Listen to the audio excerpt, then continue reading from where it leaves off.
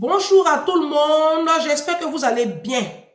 Bon début de semaine à tout le monde, dans la paix du Seigneur, dans la joie, dans la sérénité, dans le bonheur. Créez votre propre bonheur. Sortez des sentiers battus et offrez-vous, offrez-vous du bonheur. Ma chérie, tu as droit au bonheur, hein? Mon ami, tu as droit au sourire, tu as droit au bonheur. Vous allez bien. La vidéo que j'ai postée hier là, je lis un peu les commentaires, mais ne vous inquiétez pas, je vais rebondir là-dessus. Vous me connaissez, hein, vous savez que moi, quand je dis quelque chose, bah, j'ai les arguments qui viennent soutenir ce que je dis. Hein, d'accord, c'est ça aussi, hein. On n'est pas obligé d'être toujours d'accord, hein, tant qu'à faire, tant qu'à faire. Mais moi, je dis que quand on est pauvre comme moi, là, on ne fait pas enfant. Moi, comme je reconnais que je suis très misérable, très pauvre, hein, mon papa même là, avant de mourir, il dormait dans l'eau de caca. Ma maman même ici, elle se cherche. On est une famille de misérables. Dans ma famille là, c'est la pauvreté absolue. J'ai fait un enfant, j'ai attaché mes tontes. Chacun, voilà, c'est ça, c'est un peu ça, hein. Bon, tant qu'à faire. J'ai lancé la formation Renaissance. Les inscriptions sont toujours en cours. Je prolonge jusqu'au 10 et puis on boucle là et puis on fait les programmations. D'accord? Donc, venez encore vous inscrire. Mais après le 10, ce sera toujours ouvert pour les autres sessions. D'accord? On vous fera un récap de ce que nous on produit et puis on vous tiendra informé. Mais c'est pour vous dire que tout se passe bien. Nous sommes en train de travailler. La première session, ce sera pour très bientôt là. Donc, vous toutes qui vous êtes inscrites, je vous enverrai une petite vidéo où vous aurez toutes les explications. D'accord? On reste connecté et puis on reprendra ensemble les commandes de nos vies. C'est le thème de la formation que j'ai baptisé Formation Renaissance 1. Bon, je vais vous faire passer le titre de la vidéo là. La maltraitance et l'esclavage dans notre communauté africaine. Vous allez voir ensemble 2 vidéos. Et on revient pour débriefer. D'accord? Ne vous pressez pas. Mois de mars aussi dans... Oh, tu as vu, non? Regarde. Vous voyez, elle se fait maltraiter. Bon, aujourd'hui même là, c'est-à-dire, ils ont essayé de la tuer en fait. Parce qu'elle était piquée de partout avec un couteau. De partout. Et on lui donne la clé du magasin, elle va venir chercher à travailler. Elle dit à la personne encore du ici. Ils l'ont pris au Bénin pour venir avec elle. Voilà, vous venez la tuer ici, sa tante. Voilà, depuis le Bénin. Donc voici ce qui se passe actuellement à Yamoussoukro. Voilà. Actuellement là, c'est la partie visible qu'on voit. Hein. Sinon c'est encore plus pire même en dessous de ses vêtements en fait. Voilà. Hein? Vous voyez ses bras. Son visage enflé, hein. C'est pas la forme de son visage. C'est pas la forme de son visage, hein. Vous voyez. Regardez son cou. Comment ça enflé. Partout enflé. Partout enflé. Hein? Regardez, elle a même mordu. Regardez comment elle a mal. Elle a mal pardonné toutes ces... Ça, c'est la première vidéo. On va passer à la seconde vidéo. Âme sensible, s'abstenir. Mais vous n'allez pas jouer les hypocrites. Hein? Vous, les noirs, là, vous n'avez pas d'âme sensible. Vous allez regarder.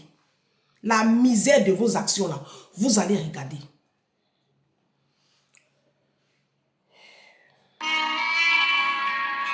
J'ai ma soeur qui fait partie des victimes. Ils m'ont lâché la main.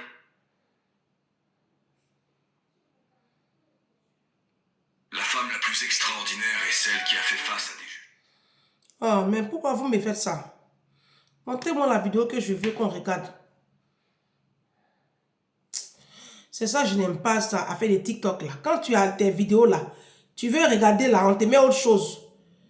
Oh, je vais vous montrer une vidéo. Ça là même, c'est petit. Ce que je viens de vous montrer là, c'est petit. Là, c'est un reportage de TF1. TF1 fait un reportage où on montre les enfants esclaves au Bénin. Des petits enfants, des petites filles qui sont maltraitées au Bénin. Si, mais je n'arrive pas à visionner la vidéo. Je vais essayer de prendre le titre. Je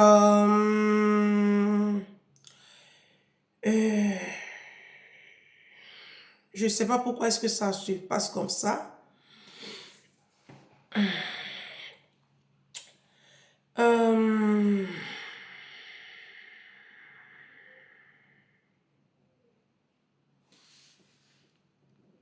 Les enfants des campagnes sont confiés à des commerçants pour être formés et accessoirement pour rapporter un peu d'argent à leurs parents.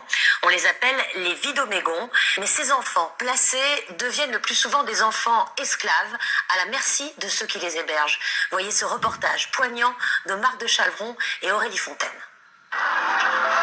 On les croise partout au Bénin, qui s'échinent notamment sur les marchés des grandes villes. On les appelle les vidomégons. Des enfants placés en famille d'accueil, transformés souvent en main-d'œuvre très bon marché.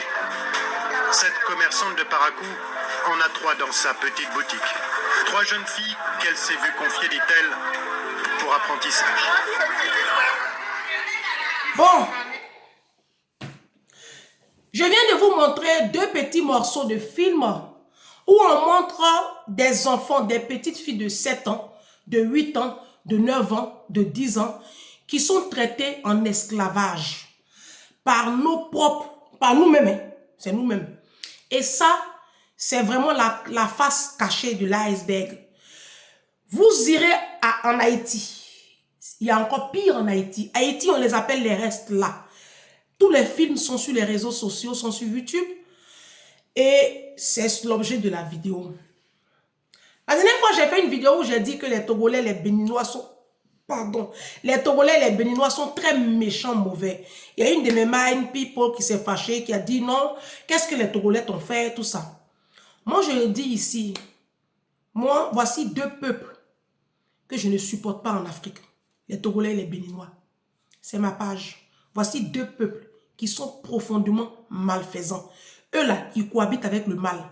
Eux, c'est le mal qui circule dans les veines. Les Béninois et les Togolais.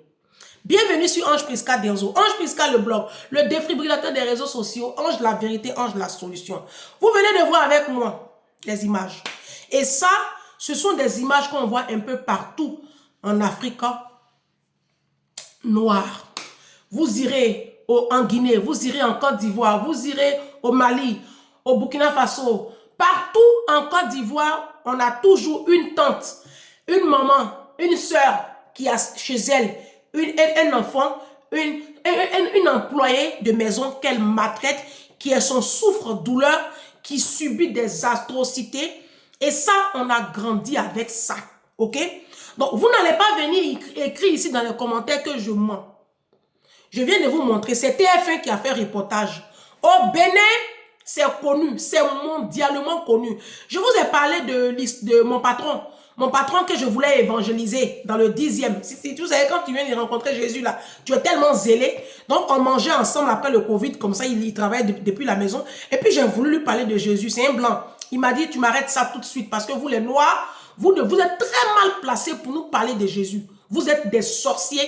Il dit, mais comment ça? Il dit, mais moi, je suis allé au Bénin.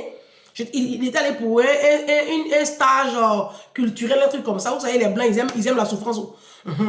Lui, il quitte la France, on s'en va le déposer dans la misère du Bénin là-bas. Donc, sa tutrice là, elle avait une jeune petite fille de 7 ans qu'elle a réveillée un jour à 5 h du matin à coups de bois de placali parce que la petite devait aller faire la vaisselle et aller vendre les jus sur le marché. Et cette scène d'atrocité a traumatisé mon patron. Alors que cette dame-là qui a posé l'acte avait une grosse statue de la Vierge Marie et elle passait tout son temps à réciter le chapelet. Elle était même légionnaire, elle servait sur la paroisse de la grande ville de la capitale de Cotonou. Bon, bref. Vous irez en Côte d'Ivoire, c'est le même schéma. Moi, je vais vous poser la question. Quand vous finissez de faire ça la même là, pourquoi ça vous étonne quand les Arabes vous maltraitent en Tunisie, quand les Arabes vous traitent mal là? Pourquoi vous êtes étonné même? Moi, c'est ça, en fait, c'est ça. Pourquoi vous êtes étonné quand vous voyez les autres peuples qui ne nous respectent pas? Pourquoi vous venez accuser que les Blancs d'être à la base de nos souffrances? Mais regardez comment nous-mêmes on traite nos enfants. Ça, c'est la vidéo numéro 1. La vidéo numéro 2, on va renchérir avec les aides de maison. Ça, je vais parler des enfants esclaves. Mes soeurs, mes mamans d'Afrique, vous avez quoi à la place du cœur? Comment, toi une mère, tu peux regarder un enfant de 6 ans et puis la frapper, la mordre, enfler son cou, la traumatiser comme ça? Vous avez quel problème en Afrique même? Les Noirs, c'est quoi? C'est une malédiction qui pèse sur le continent. Ouah! Quand Dieu a chassé Lucifer là, et puis ces démons-là, tout le monde, ils sont tous tombés en Afrique. Ouah! En fait, je veux comprendre, mais c'est quoi ce degré de sauvagerie? C'est quoi ça? Quand on parle comme ça, non, faut pas dénigrer ton peuple. Moi, c'est pas TF1, vous venez d'écouter là. Vous pensez que les Blancs ne savent pas qui on est? Vous pensez que les Blancs ne savent pas que nous sommes des monstres, nous sommes des démons? Vous pensez qu'ils sont ignorants de ce que nous faisons? Moi, j'ai la marraine de ma fille, Maryse Petit. Elle prend son mari, elle l'emmène à Abidjan. Au lieu d'aller déposer son mari dans une résidence là-bas, quand on dit calmement, elle s'en le déposer à Yopougon. Le monsieur a assisté à une scène. Les voisines, comment elle maltraitait sa petite nièce. Ça a traumatisé le blanc. Il dit, il ne va plus en Côte d'Ivoire.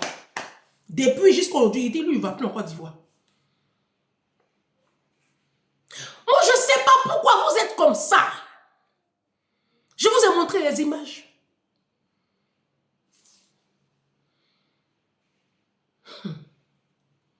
C'est terrible, hein? C'est terrible.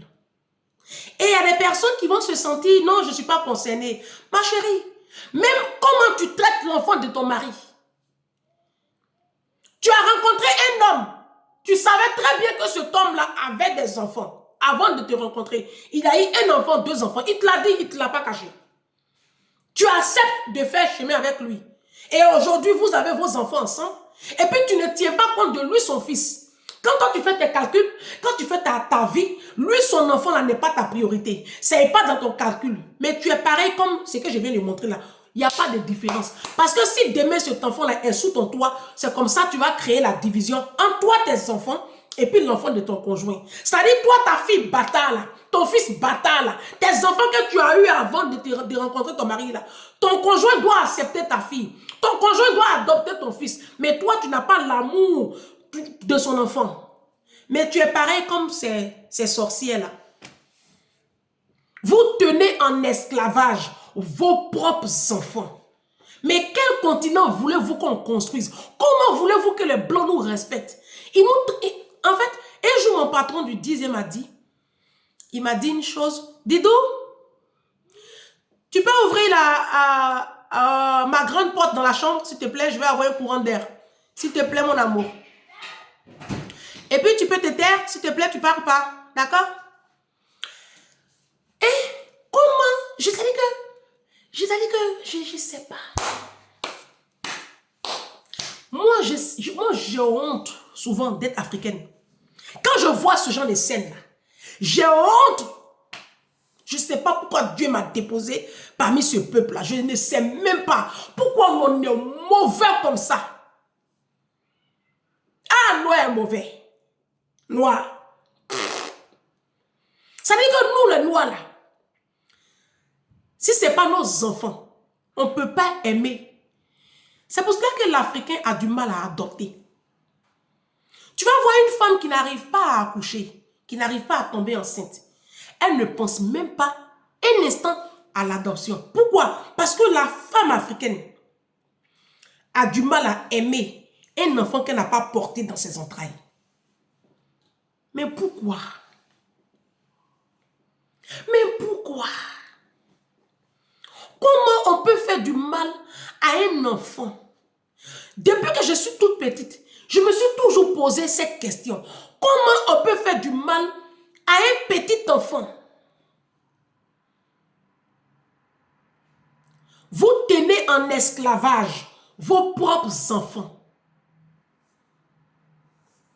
Et vous accusez les Blancs de nous avoir tenus en esclavage pendant 400 ans. Ah oui, si nous on est en retard aujourd'hui, c'est de la faute des Blancs. C'est les Blancs.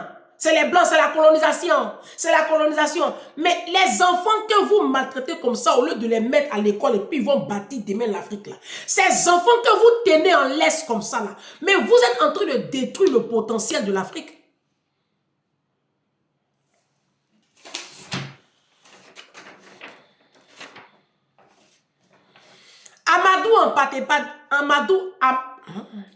Amadou Ampateba disait ceci, il est d'origine, c'est un malien, c'est un écrivain malien. Il dit éduquer un enfant, c'est éduquer une nation. Ça, c'est une abonnée qui m'a rappelé ça sur l'un de mes posts YouTube. Et puis, je me rappelle de cette situation-là qu'on avait vue en seconde. J'ai fréquenté même avec sa petite fille, Babanel. On a fait la terminale ensemble au lycée moderne Bérété de Makori. Babanel, je te cherche. J'ai retrouvé pratiquement tout le monde sauf toi. Pardon, il faut rentrer en une bourse. Il te cherche.